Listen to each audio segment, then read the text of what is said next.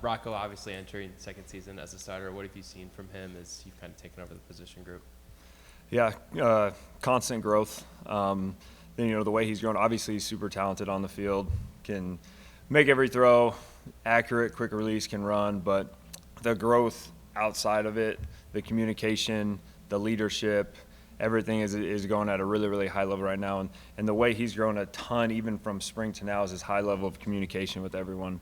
To me, to Coach Mouse, Coach Campbell, but then to teammate too, talking with the O-line about protections and seeing how we're going to pick up certain blitzes and that and meeting with them there, and then with the receivers too on how they're running certain routes versus looks. And, man, here's how I see it. How do you see it? So the high level of communication with him, and then the high level of consistency has been, he keeps getting better and better every single day.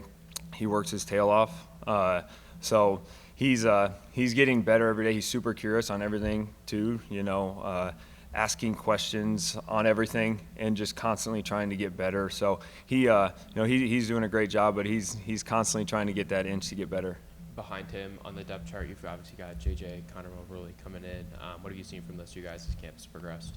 Yeah, they're growing every single day too. JJ's been here a little bit longer than Connor, but they keep getting better every single day and making good plays and making the right decisions, knowing when to, have a chance to be aggressive, and then also know when to make the right play. We say all the time in our room, we don't got to always make the big play, we just got to make the right play. And they're learning that, and JJ's learning that, and he's getting a ton better, more comfortable in the offense too. And then the growth Connor has had from spring to summer is night and day. You can tell he's more comfortable now. He understands the offense, knows where guys are going to be, can play faster, and then he has a ton of natural athletic ability too, and can throw and run. So he's doing awesome too. Rocco's talked a lot with us this summer or fall, whatever it is, about wanting to clean up his footwork. What have you seen his progression on that? Yeah, it's been awesome so far, and we talk all the time too about how consistent you can be with your footwork, your base, because it all starts with your feet. Your feet got to be right in everything we do with RPOs or play action passes or even just in the pocket moving. If you're consistent with your feet, you have a chance for your accuracy to go way up. So we worked at a ton trying to get him out of uncomfortable situations and throwing stuff at him and this and that to try and test his feet and base. And he's worked a ton on it. It's been awesome so far. He's continuing to work at it too, but that's been a point of emphasis for him, and he's done great. He mentioned he felt like he had calm feet. Is that what you would see when things would maybe go sideways, either be bail out too early or just try to do something too quickly? For sure. And that's the battle of quarterback, because we try and put them in certain situations in practice. Obviously, we can't get hit in practice, and you're trying to simulate a live rush and guys coming at him. And there's sometimes, where you got to have calm feet back there. You got to go and stick your back foot in the ground and wait on a throw, knowing you might take a hit, knowing there might be guys coming at you. But he's been awesome there. But, when he gets his feet set and base and he's calm, I'd put him against anyone in the country throwing the football. Last year, we obviously saw Nate be the OC and quarterbacks coach. That job has been split this year. How do you guys manage that, especially from a communication standpoint, with you being in his helmet during the plays? Just how do you guys get all that to align?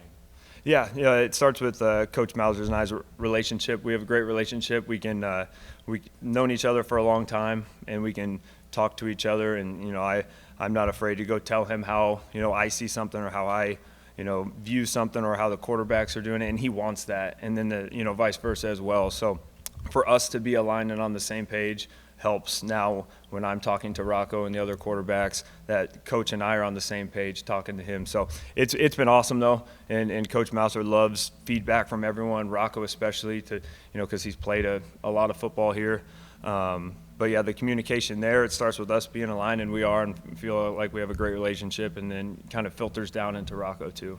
How do you sort of strike a balance between I kind of asked him about you telling him stories about, hey, in this situation I had this, nothing happened. At the same time, maybe guys after a while, if you do that too much, they might roll their eyes a little bit, but it sounds like that's going really well. How would you describe that rapport of, every now and then it's like, hey, here's a bit of something I did that maybe you could look at. Yeah, for sure. Yeah, you don't want to show them too much, and I'll only show them the good plays I have and the good things I do, never the bad. But no, it's just if I feel there's a situation where man, I went through this same thing. I know how you're feeling. I feel like this could help you.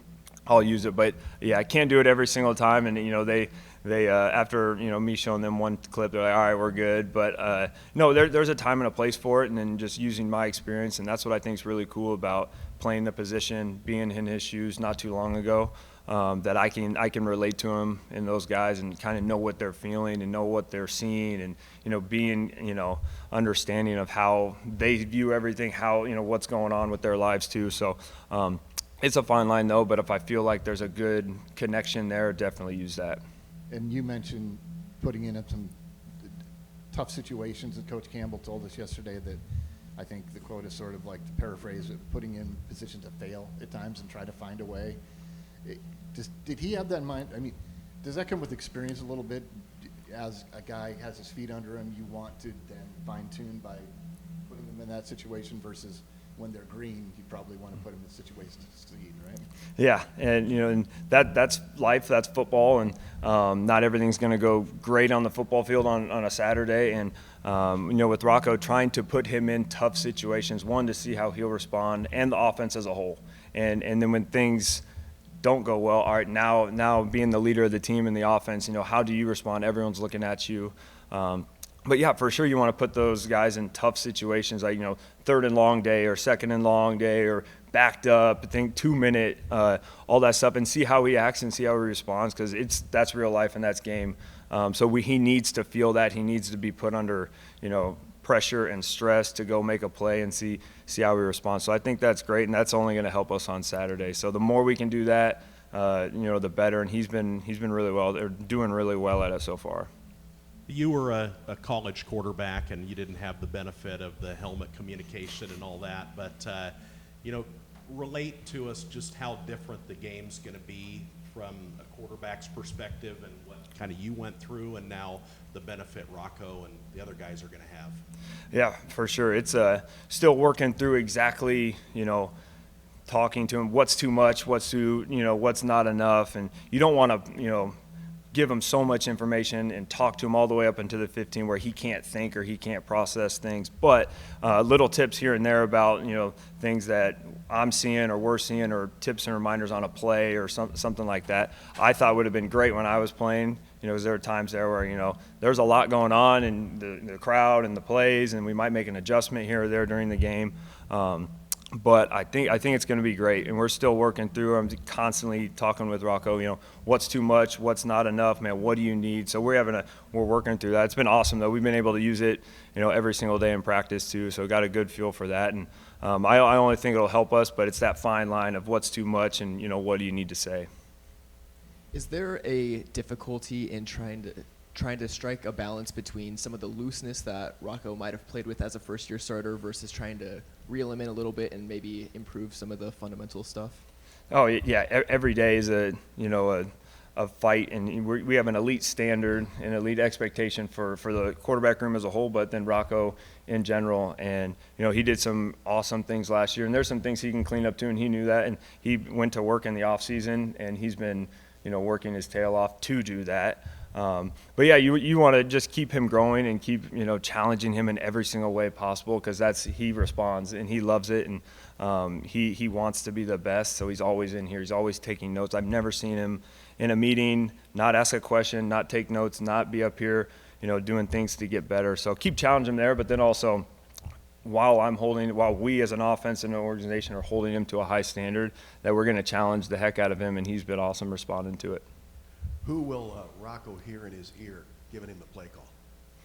I will. Yep. So I'll do that. We have some different ways to get the plays in, but right now I'll be able to talk to Rocco.